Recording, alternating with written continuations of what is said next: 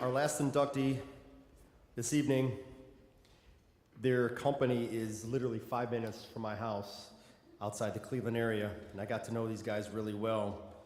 Unfortunately, you're too close to my house for some of those guys that I know really well. Bill Young, our final inductee tonight, who serves as the Vice President of Engineering at Superior Energy Systems. As you'll learn, he's never shied away from a challenging project. Those closest to Young love to tell others about his many unique qualities. He reads textbooks for entertainment and knows how to play a number of musical instruments, including guitar and saxophone. And Bill, I don't know if you know, you're going to play a little bit for us tonight, this evening, correct? No? He also learned how to convert his old Oldsmobile to propane autogas early in his career. Those at Superior say that if you ask Young a tough mathematical question, he will answer it on his calculator watch almost accurately. Tonight, we're recognizing Young for how he has used his engineering knowledge to advance the propane industry and also to make it a safer industry.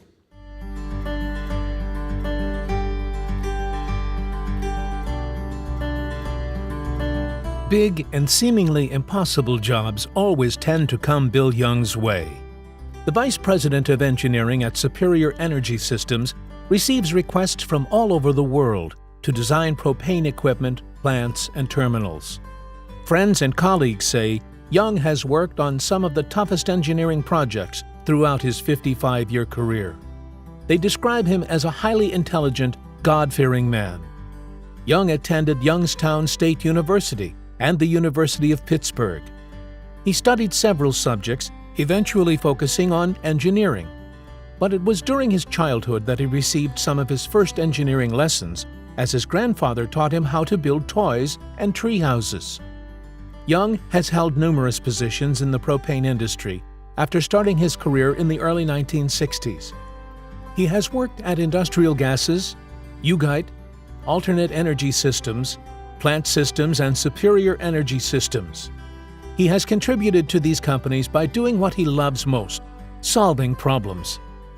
He has been involved in the design and installation of more than 2,000 propane fuel systems for industry and utilities.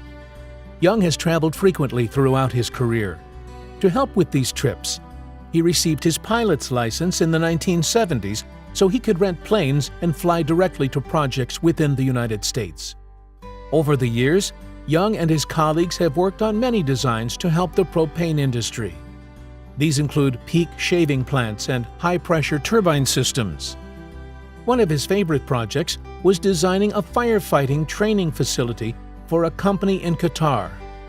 The facility features 70 flame effects and 26 propane vaporizers, all designed by Young and his team. Many in the propane industry also recognize Young for his steadfast commitment to safety standards and regulations. He has served on the National Fire Protection Association for the past 25 years and has received awards for his dedication to safety. NFPA has been grateful for his knowledge and insight on the construction of large propane systems and installations. Young has also been a member of the National Propane Gas Association's Technology, Standards, and Safety Committee for 30 years. In his spare time, Young enjoys spending time with his family and reading textbooks on almost any subject. He seldom takes a vacation day, and he remains an avid worker who is committed to the propane industry. Says Young on his career, "As long as I'm well, I'm going to keep learning and working."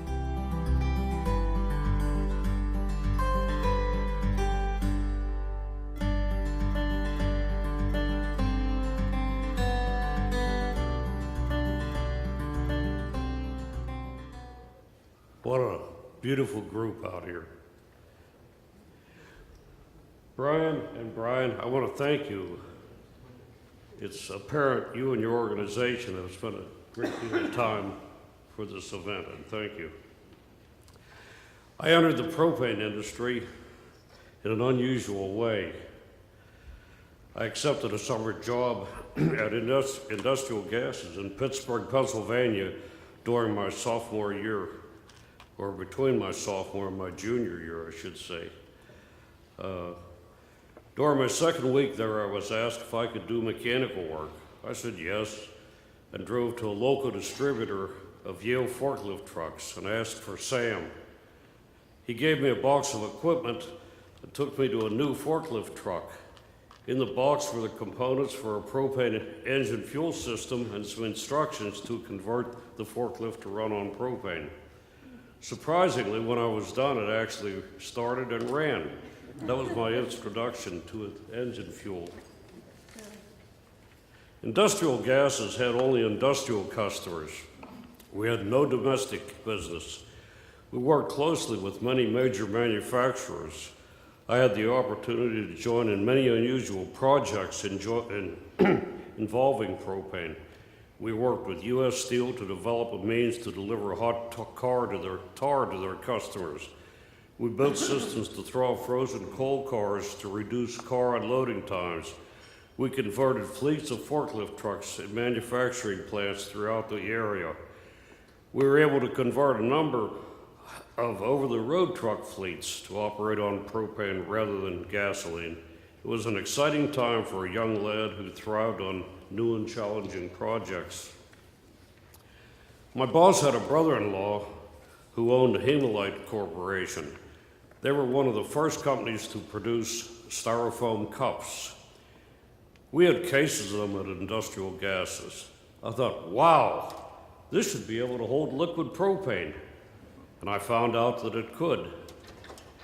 It became a wonderful tool to use when we put on carburation schools to explain properties of propane. When poured into a styrofoam cup, you can see how clear and pure it is.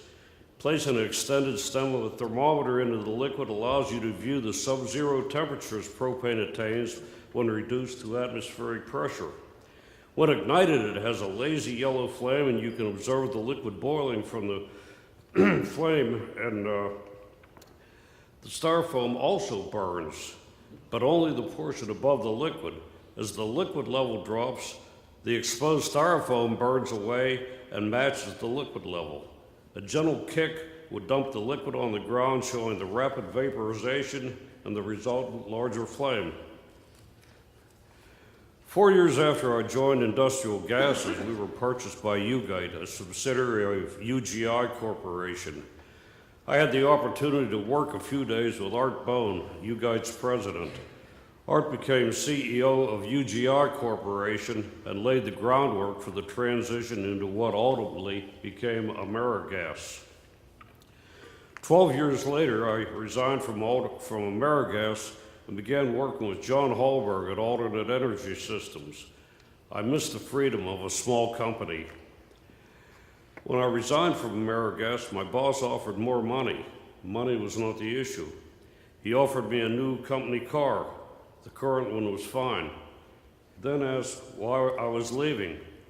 My answer was that I just don't whistle on my way to work in the morning anymore. He paused for a bit and said, "That's the best reason I ever heard for leaving." I enjoyed working for John Hallberg at Alternate Energy and built many interesting things while there. This included developing a carburation system and the development of the POM mixing valve. John had some heart problems and decided to back away to recoup. I became president of both our manufacturing company and construction company, Alternate Energy Installations. As time went on, the construction business was growing and manufacturing was also growing. John was spending more and more time in the office as his health improved. Finally, I asked if he was ready to come back full time. He said he was ready, so I resigned as president of the manufacturing company and concentrated on the construction business. Later, I worked with Plant Systems, and eventually a group of us formed Superior Energy Systems in Columbia Station, Ohio. I still work there. Over the years, I've worked on many interesting projects. Washington House Electric asked if I could supply a propane vapor at 350 to 400 pounds pressure to supply fuel for testing parts for coal gasification. Seems simple enough. Functionally, it was not difficult. However, we had they had hired an architectural designer to select colors for various components. Her aim was to allow the facility to blend into the background of the Pennsylvania hillsides. To accomplish this, I was instructed to paint the equipment Yuma, similar to the color of sand. This was no problem for me. However, Westinghouse had leased a carbon dioxide tank from National Carbonic. The tank was white with dark blue support legs and a large red diamond with National Carbonic painted in black letters within the red diamond. The designer wanted the Carbonic to paint the tank robin egg blue. National Carbonic said no, their tanks are white with dark blue legs, large red diamond in the middle, inscribed with their name. The designer convinced Westinghouse to buy the tank so it could be painted to meet her requirements. An industrial compressor manufacturer asked if I could supply equipment to mix natural gas and propane at 650 pounds to produce the suction pressure to feed a 40,000 horsepower multi-stage turbine compressor. The system needed to accurately control a preset percentage of propane in the mixture from 5 to 50%. The system used all pneumatic controls, allowing the operator to select the specific gravity of the desired mixture.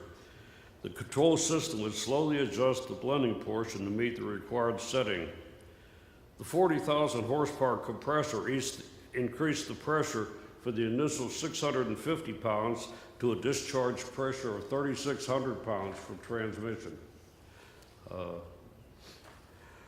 I've done just many systems like that, but when we get to the end of it, I think more of what has been more interesting and probably more meaningful in my life. In 1971, Walt Johnson of NLPGA asked me to join an ANSI subcommittee on gas refrigerators and camping equipment. Later, I joined the subcommittee on construction and agricultural heaters and have been an active member now for 45 years. I later became members of 5 NFPA committees, 58, 59, 160, 1126, and 1402, as well as NPGA TNS committee.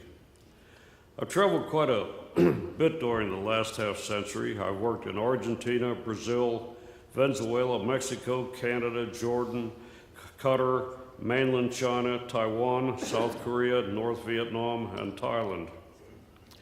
Well, these countries are interesting. There's truly no place like home.